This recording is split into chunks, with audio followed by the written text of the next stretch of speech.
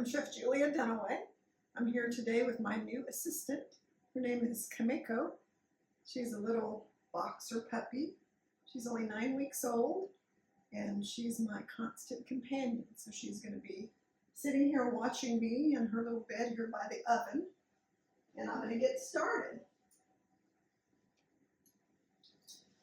I'm going to wash my hands really quickly. So, I'm sure I'm not the only one who likes to cook with their dog around, especially when your kids are all grown up and you just have your dogs as your children. They become your constant companions. So I really enjoy having dogs. I have another boxer, Mochi, who was in here a few minutes ago. And those of you who know me well know that I had a boxer named Taro, and he was, I can't even describe how close I was to him. You know, they say you have a soulmate. Well, I think he was my soul dog because I loved him so much. I love the others too, but we had a special bond, and he went through a lot of health concerns here in this past several months, and he lost his fight with cancer on October 23rd. So Cacao happens to be related to Taro. Her great-great-grandfather is his father. So she is a relative, which I think is wonderful. So anyway, let's get on with making the recipe for today, which is granola, chocolate granola. So chocolate granola is similar to the granola I've made before. I've made a granola recipe here on YouTube, my standard everyday fruit and nut granola. But this is different. This is chocolate granola. So we're going to be using, it's kind of double chocolate granola. So we are going to be using some almond butter and some maple syrup. So I'm going to go ahead and get that warming up while I do the other things. And I'm going to tell you a little bit about why I like granola. And we could also use date syrup or maple syrup. I'm going to use maple syrup today. I make a lot of things with date syrup, so once in a while I like to make things with maple syrup. And I'm going to be using about a half a cup with this recipe. It's a generous amount, but we don't eat a lot of, that's not quite half a cup, I don't want to cheat myself out of maple syrup. We don't eat a huge quantity of granola, so it's not like we're eating a big bowl of it. So I don't mind having a little bit of sweetness to something where the way I'll tell you that I use it is sort of sparingly. I don't eat it as the main part of my breakfast. And then I'm going to put a half a cup of almond butter. This is almond butter I get at the bulk section at the grocery store. I like it because it's usually pretty easy to work with. I don't have to usually, you know, like you get it in the jar, and sometimes you have to mess with it for so long to stir it all together, and you know, before you can even use it, you have to stir it up, and it's kind of a big pain. So this is good, and it doesn't have salt. The only ingredient is almonds, and they just grind them up in the store. So I find that to be very helpful. And then we're going to talk a minute about recipes for granola. But first, let me get this little mixed in. So basically what I'm doing is I'm warming up the maple syrup and the almond butter.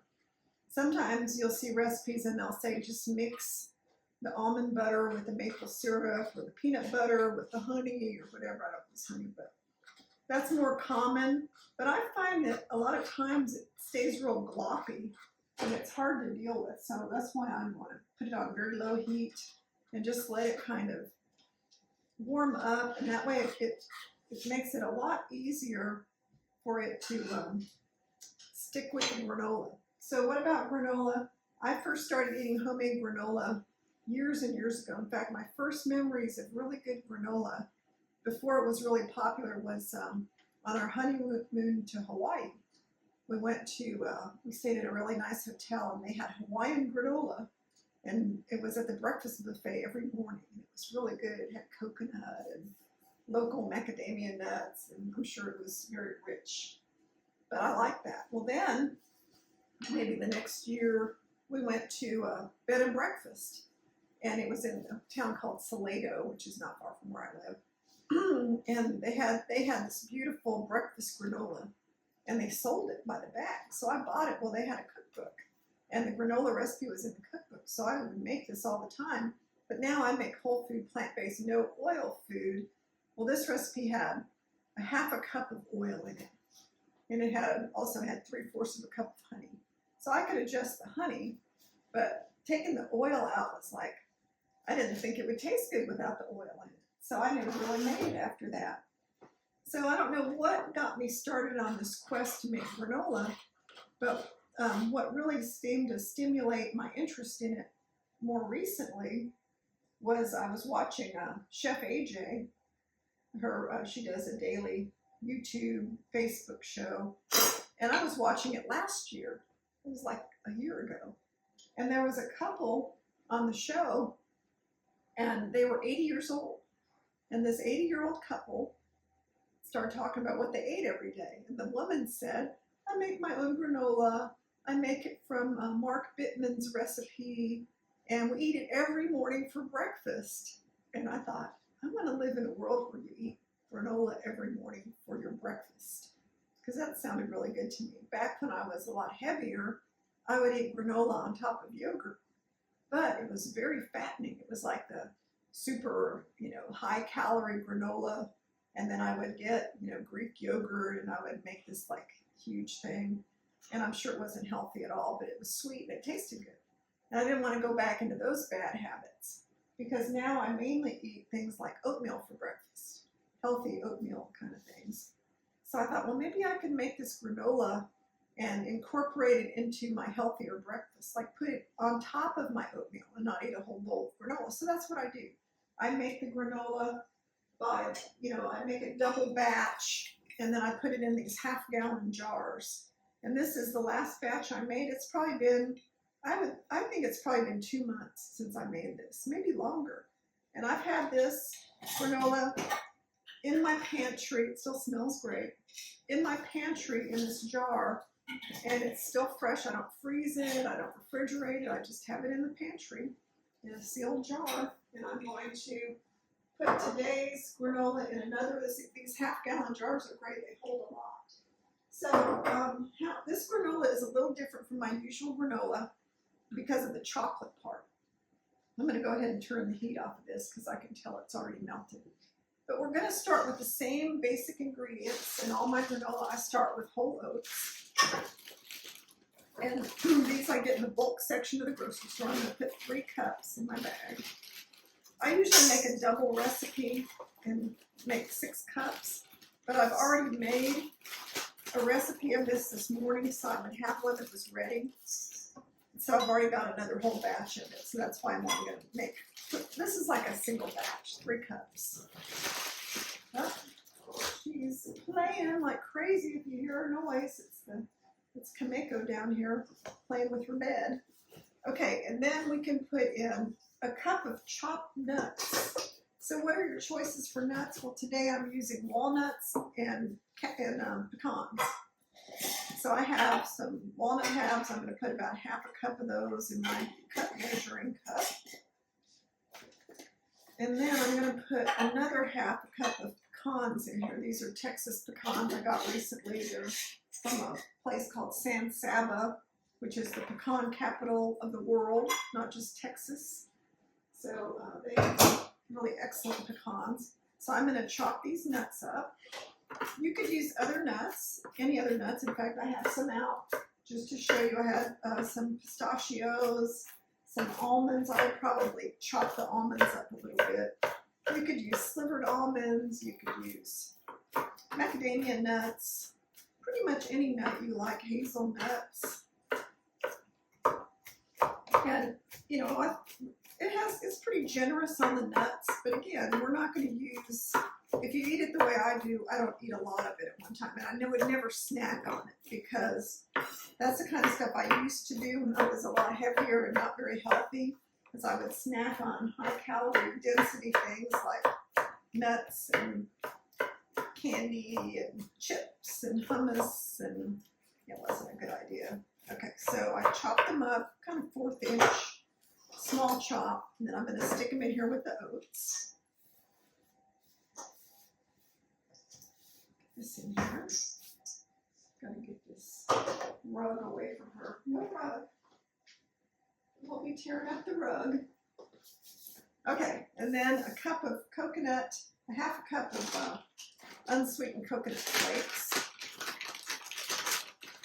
These are sold at a local Walmart, but they have them everywhere. They're organic. They're kind of they taste good. Not all these coconut flakes taste very good, but this one tastes good. Half a teaspoon of ground cinnamon. This is the kind I get in the bulk section of the grocery store, but I think it's Ceylon cinnamon, as I recall. Then 1/4 of a teaspoon of salt. Do you have to put salt in it? No, you don't have to put salt in it, but I think salt makes things taste good. It kind of makes the flavor pop, but it's a very small amount. But I know some people don't use any salt at all. And then we have our maple syrup and creamy almond butter. And we're going to add a couple other things to make this a chocolate version. And we're also going to add some vanilla, a teaspoon of vanilla flavor. And I'm just kind of using my hands to mix this up. I have my vanilla here. I'm going to put a whole teaspoon of vanilla flavoring in with my almond butter.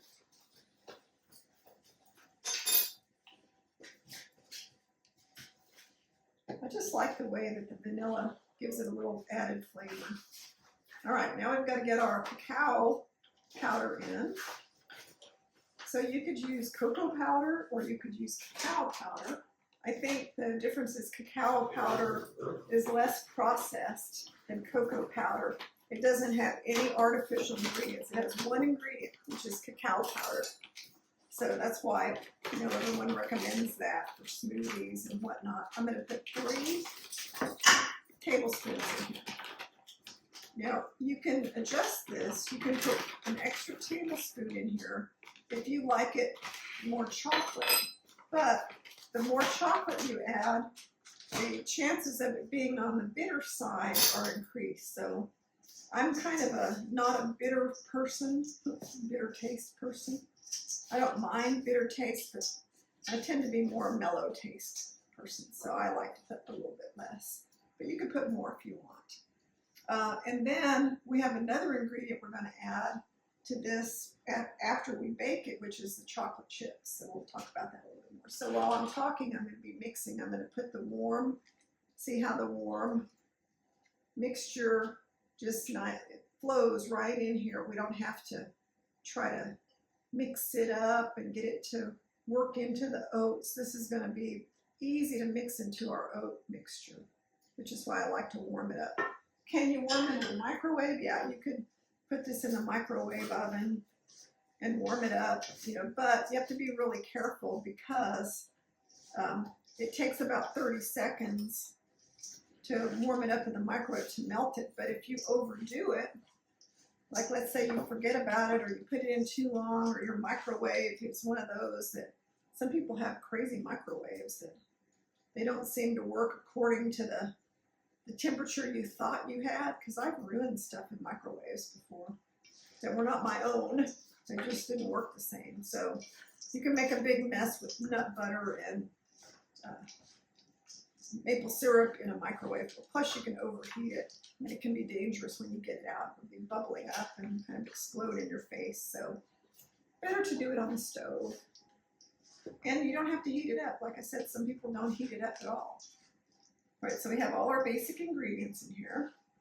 Oh, and I wanted to say that all my recipes for granola are in my ebook that's going to be out as a paperback. It's called Plant-Based Breakfast Favorites, and it's going to be published on Amazon as a regular book. So that should be coming out pretty soon. So you'll be able to, some people don't really like ebooks, so they'll be able to just go on Amazon and get that as a regular book. I think that's kind of cool. So now what I'm going to do is I'm going to spread it out. And this is one of those big sheet pans. This is like a half sheet pan. I think the typical one that most of us are used to is a 1/4 sheet pan. It's kind of like your 9 by 13 size. but this one is like double that size. You can tell it's a lot bigger. And this is kind of a professional size sheet tray. And so I have a stack of these around that I use for different cooking events. Hi, Camille. What you doing? She's at my feet. And I'm spreading it out. You don't want this to be any higher than a ½ inch, because what will happen is it won't cook. You want it to get crispy. And I also have the oven set on 325. If you cook it at too high a temperature, what will happen is the granola will start burning on the edges. And burnt granola is not very good. You don't want burnt granola. All right, so this is all I need to do. Now, if you want to make adjustments to this, you can make it less sweet by using less maple syrup, using date syrup instead of maple syrup if you don't want to use maple syrup. You could put water in place of some of the syrup because it provides moisture. So let's say you could use a ½ cup of maple syrup and a fourth of a cup of maple syrup and a fourth a cup of water. Okay, so I'm going to put it in. Watch out, baby. I'm going to put it in the center. Wrap it up. Don't put your hand in the oven. Then I'm going to set it for 25 minutes.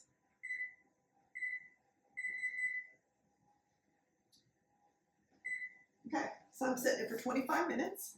And then when it's done, well, actually about 15 minutes into this, I will go in and start stirring it with my spatula. Because what will happen is the edges will get done faster than the inside part. And then you have burnt edges and the inside's not done. When the granola is done, then I'll be adding the chocolate. So the chocolate I'm using today is cut up into kind of chunks that would look like chocolate chips. I don't really use chocolate chips. But the chunks are from these discs from the El Rey Chocolate Company, Venezuela. And there is a company here in Texas. You can see they come in discs. These are like couverture chocolates that you use to make gourmet chocolate things. The only ingredients they use are Venezuelan cacao liqueur, cocoa butter, cacao butter, and there's sugar, soy lecithin, and natural vanilla. So any chocolate that's not 100% chocolate has sugar in it, unless it's sweetened with monk fruit or something, which they do have a Chalk Zero chocolate product that's sweetened with monk fruit, and it tastes okay. It's not bad. I don't love it, but it's not bad. But I like to use this really good quality dark chocolate. Usually I use 70%, a little higher percentage. This one's 64%. They taste very similar. So the 70% is a little bit higher concentration. Very good quality chocolate. Worth the cost. And the cost of this chocolate is kind of pricey because of the shipping. I get it from Chocolates El Rey in Stonewall, Texas. I happened to be in the area one time and went into their store and saw that they ship all over the country.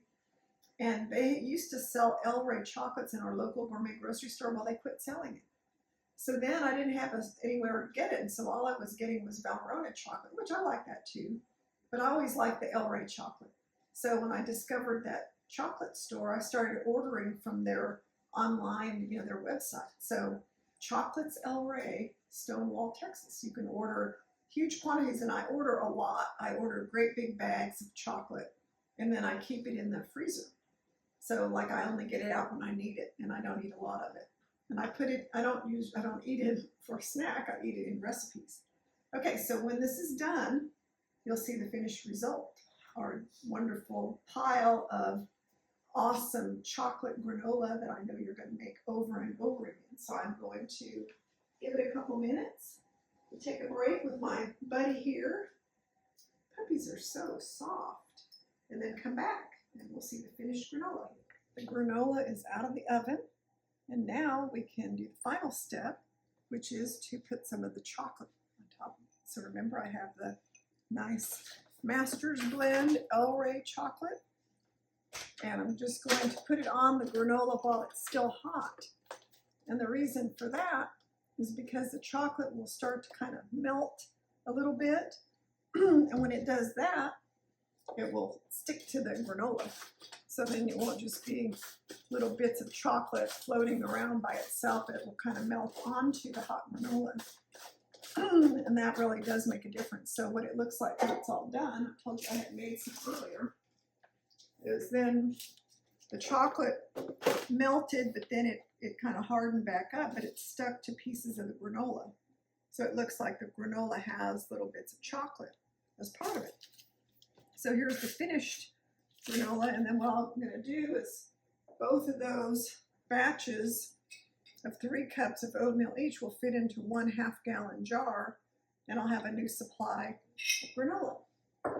You could also just use it as a topping for just about anything, just on fruit. It tastes so good just by itself. It has that, you know, just a little bit of sweetness. You can taste the kind of nuttiness of the almonds, but you know, it's really good on everything. It's good on your chia puddings. You can use it on yogurt if you can find, let's say, unsweetened almond yogurt or cashew yogurt, which doesn't taste that good because it's unsweetened, but I guess you could put a few drops of date syrup in it and put some granola on it. Really, seriously, it tastes the best to me to take your oatmeal, like 1/2 cup of rolled oats. Overnight oats are really good too, but I just take oats. I put almond milk on top of my oats, mix them up, put them in the refrigerator for a few minutes, 10, 20, 30 minutes, sometimes longer while I'm out walking. And then I come back, I add some chopped up dates, a drizzle of maple syrup sometimes, or date syrup, some frozen blueberries. But if I'm using my chocolate granola, I probably use strawberries or raspberries because they go better with chocolate.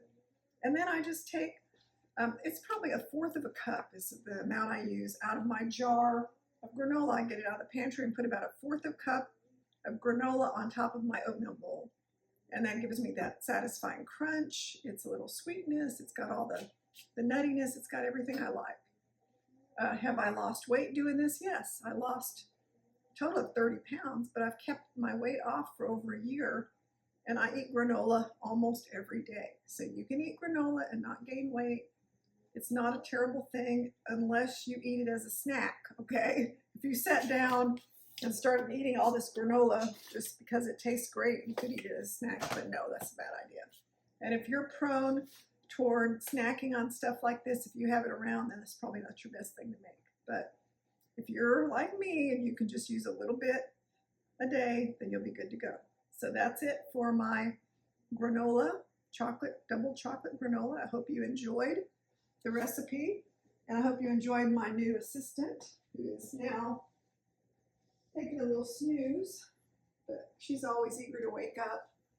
So I think you'll be seeing more of her because she's always in the kitchen. Wherever I'm at, she's with me because she's a new puppy and I can't let her wander the house. So I hope you enjoyed the recipe today. I hope you subscribe to my channel. That way you can watch Kameka grow up.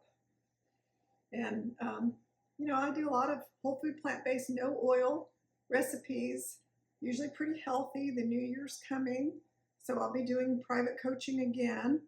I take on about 4 people at a time and meet with them once a week for a very intensive, personalized approach to helping you do what you need to do for your health and for your weight or for whatever it is you need. So if you need a coach, contact me. If you just want to follow up on my recipes, I post recipes usually once a week on YouTube. I have a Facebook page called Chef Julia, and I do some live videos on there. Usually, I used to do weekly bean videos, but I kind of got into a thing where I went through some things and I couldn't do the live things every week. But I'm going to start back up. I have a class coming up on December the 11th called My Best Beans, all about different kind of beans. So be sure and check that out on my website, chef-julia.com. So thank you all for watching, and bye from Kameko, which means tortoise in Japanese, and bye from me. Thanks for watching. Bye-bye.